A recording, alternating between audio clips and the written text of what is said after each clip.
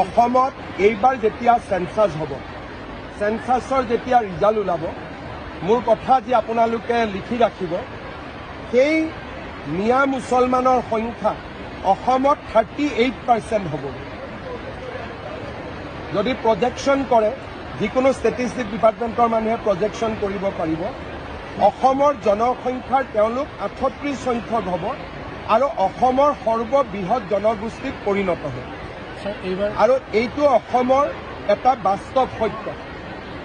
সেইকাৰণে আমাৰ মানুহখিনিক আমি কেনেকৈ বচাব পাৰোঁ, কেনেকৈ আগবঢ়াই লৈ যাব পাৰোঁ, যোৱা 5টা বছৰ আমি কাম কৰিছোঁ।